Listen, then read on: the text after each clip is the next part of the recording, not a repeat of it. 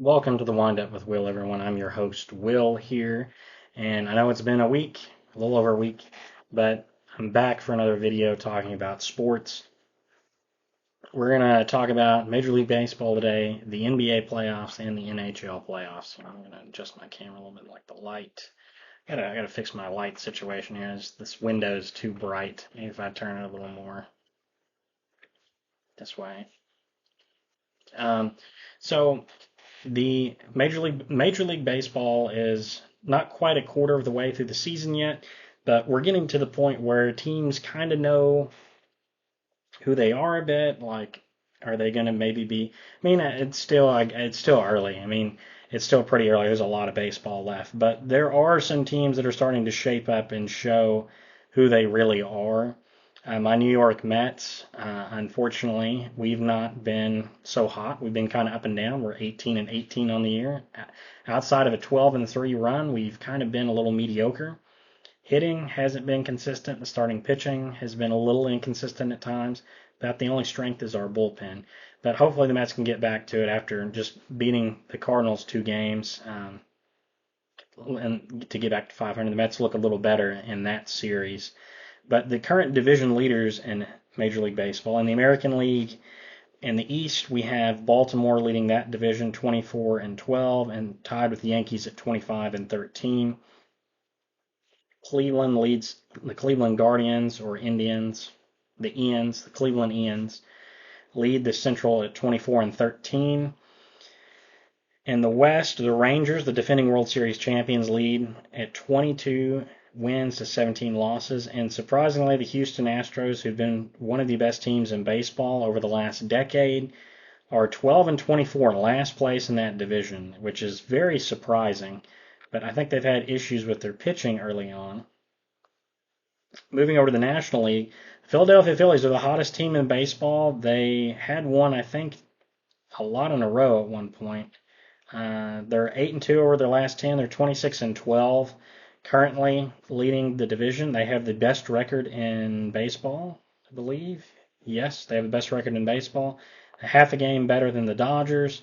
They've been on a tear. They also, my brother pointed this out to my dad. I believe it was him that pointed out that in their current stretch they have not played a team over 500. So they've been really lucky to have an easy schedule so far. How many games have they won in a row? I believe they'd won like 7 or 8 in a row.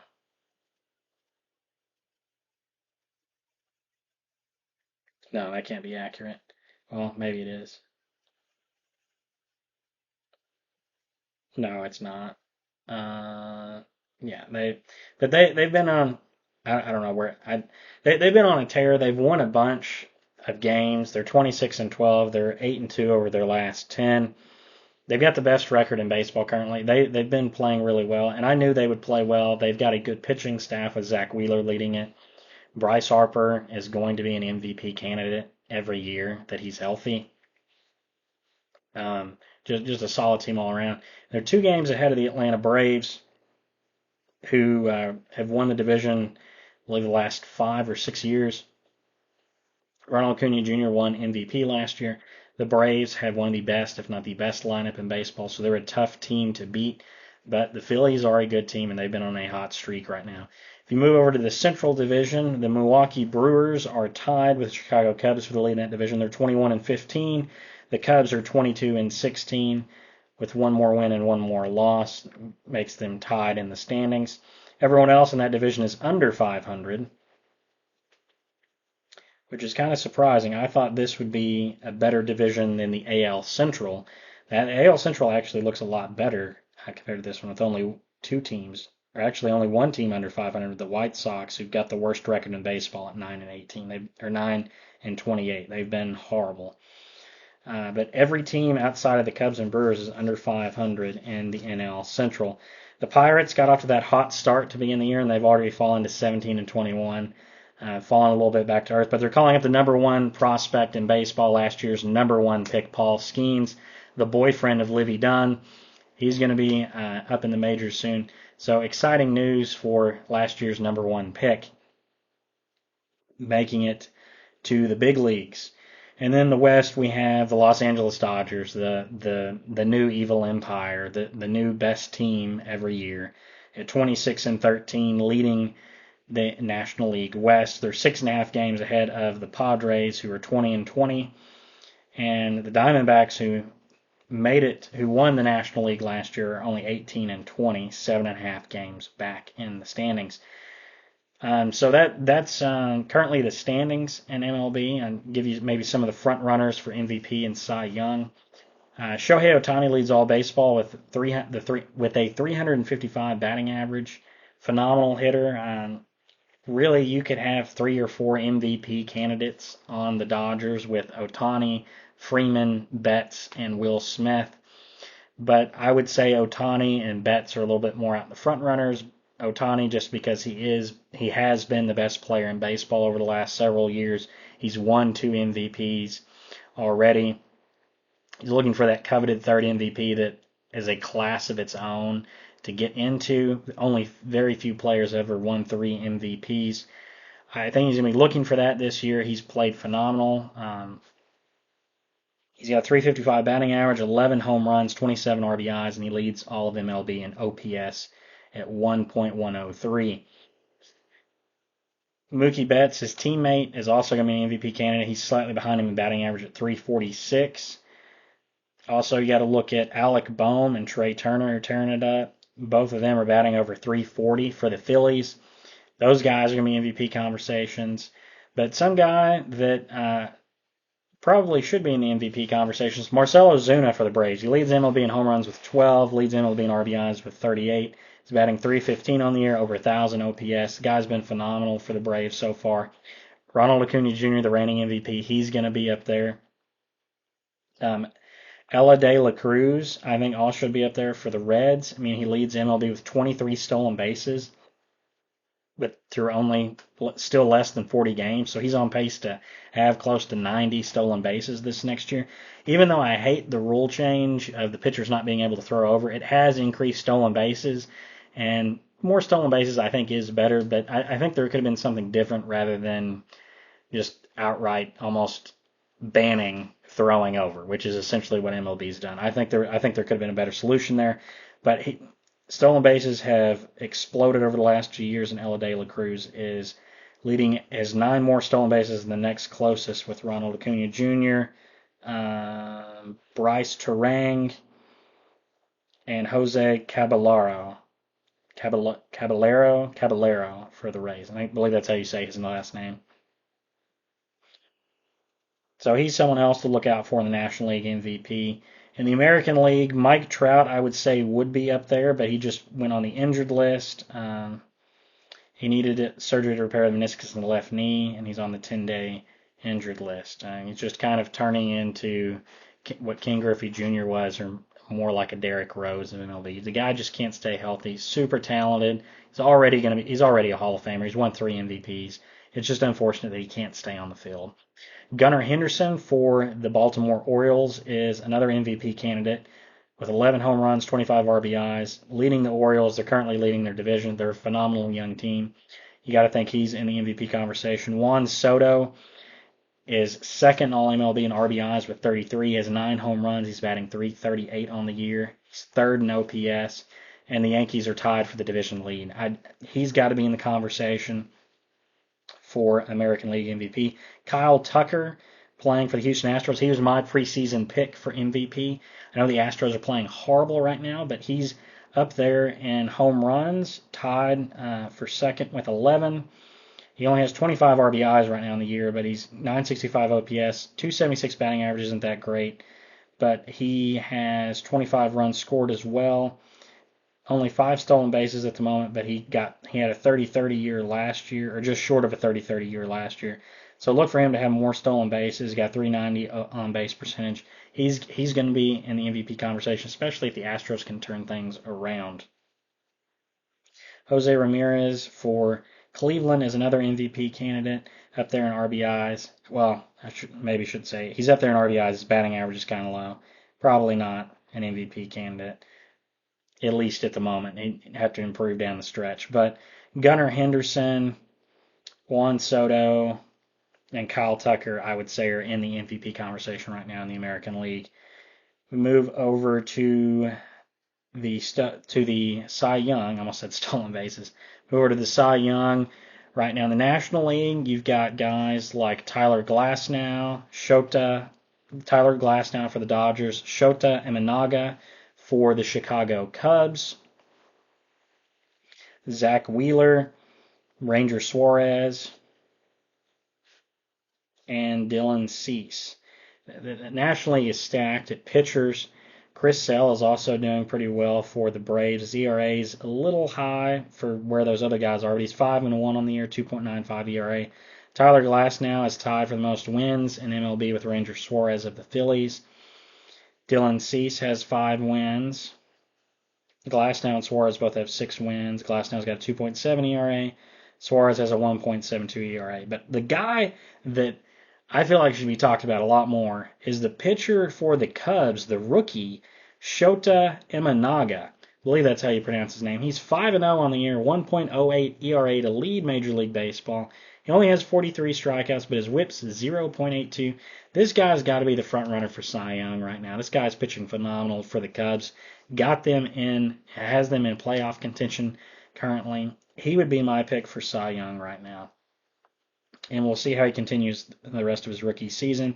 The American League, I would say Seth Lugo is really in that conversation. Former New York Met and former relief pitcher. He's now a starting pitcher for the Kansas City Royals. He's 5-1 on the year with a 1.92 ERA and only 36 strikeouts, but he wasn't a big strikeout guy even when he was a relief pitcher with the Mets.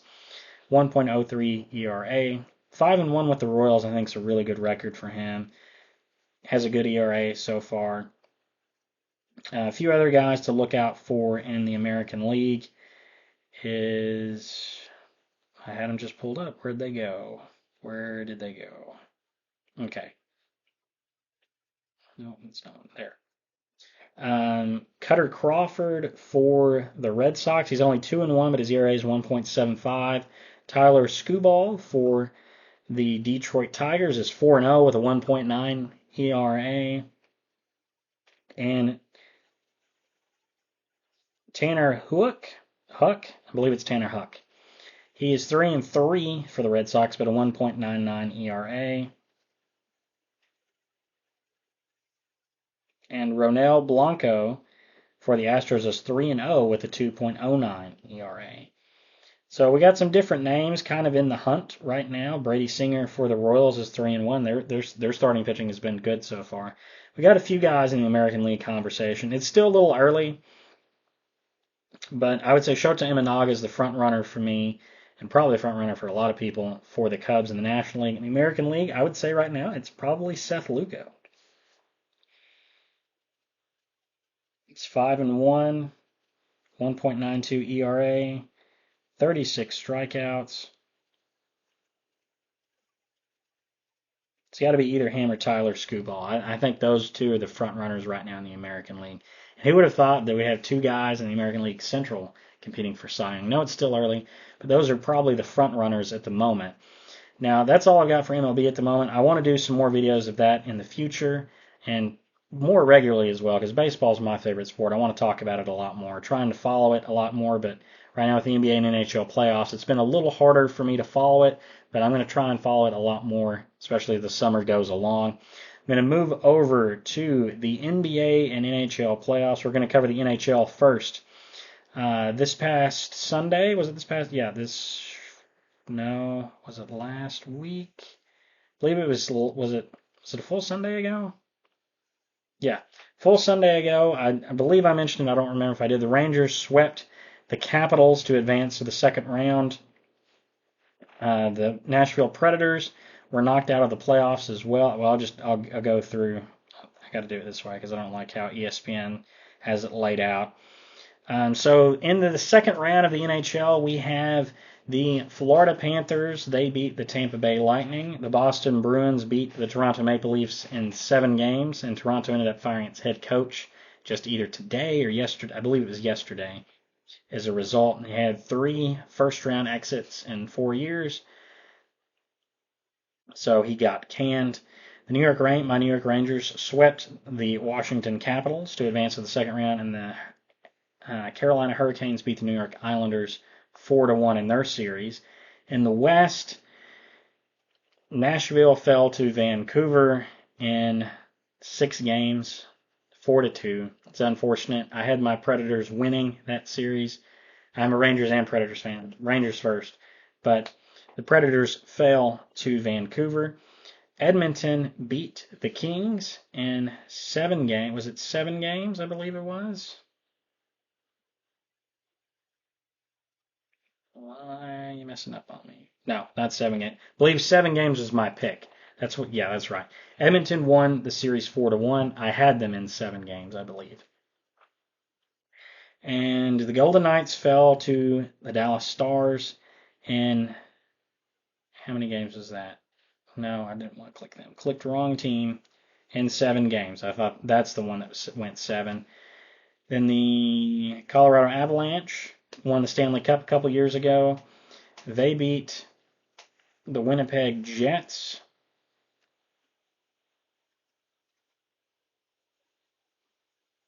4-1 in their series. I couldn't find it for a second. It wasn't pulling up. They won their series 4-1 in advance of the second round. Currently in the NHL, we're going to get caught up today. Oh, the Rangers already started. Rangers are playing the Hurricanes right now in Game 3. I thought they played at 7 o'clock tonight. The Rangers are in Game 3 currently against the Hurricanes.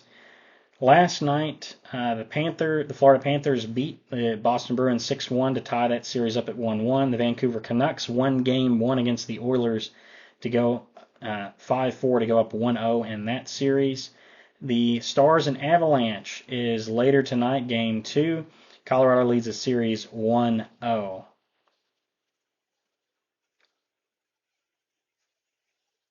The Rangers are currently up 2-0 on the Hurricanes. We won Game 2 4-3. And on Sunday, we also won Game 1 4-3.